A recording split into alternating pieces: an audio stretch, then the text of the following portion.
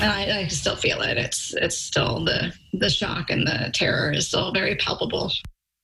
2 years ago, our community was changed forever when a 13-year-old shot his teacher and classmate at Noblesville West Middle School. Ella Whistler and Jason Seaman both survived. Jason Seaman, the teacher, stopped the shooter from hurting anyone else. That day was chaotic and hard for everyone. Out of respect for the community, we won't be showing any video of kids coming out of the school with their hands up. Our TV6's Cornelius Hawker spoke with a mother who had 2 kids in the school during the shooting. She says even though it's been 2 years, the emotions from that day are still raw. He was huffing and I couldn't understand him. Lots of noise, and he says, "Mom, there's a school shooter." Alexa Griffith's frantic phone conversation with her oldest son, Ian, about the school shooting on the morning of May 25th, 2018 is something she'll never forget. And he's saying these things through huffs and puffs and crying, and I can hear the kids in the background. And it dawned on me, this is real.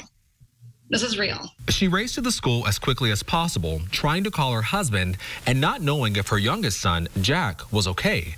She soon got a call from his teacher. She was with my son in an ambulance on the way to the hospital. He had fallen.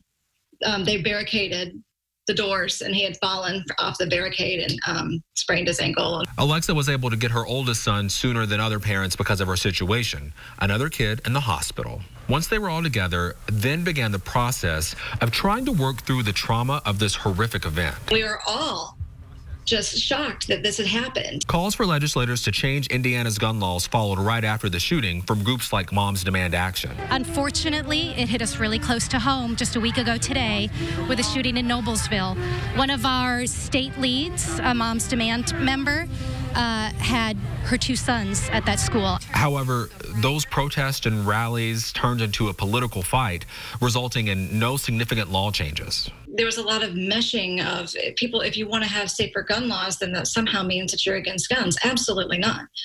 I support your right to bear arms. I support the Second Amendment. And I still believe that we should have common sense gun legislation. Security was increased at the Noblesville schools and many others, something Alexa says she's thankful for, even though no gun laws were changed. I am so pleased and happy and proud of that, of those movements that the schools, individual school systems have been able to come up with on their own.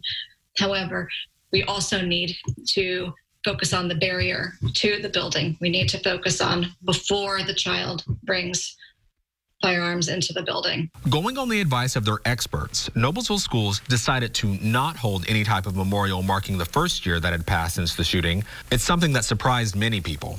It was quite disappointing. A lot of the students wanted to put together an activity to honor the anniversary and to honor the experience, the lingering effects of the school shooting. At the 2-year mark, Alexa wants to remind the community about the painful lessons she and other parents learned in Noblesville. Nobody thinks it's going to happen to them until it happens to them. And so I say to the community, why risk it? Do what you know is best for your community before you have to risk having an incident, having a school shooting where somebody could be injured or many people can be killed. Working for you, Cornelius Hawker, WRTV. And we reached out to the Noblesville School District to see if they had a comment. They haven't gotten back to us yet. We also reached out to Ella Whistler's family and Jason Seaman, but we have not heard back. The shooter was not charged as an adult. He will be in a juvenile detention facility until he's 18.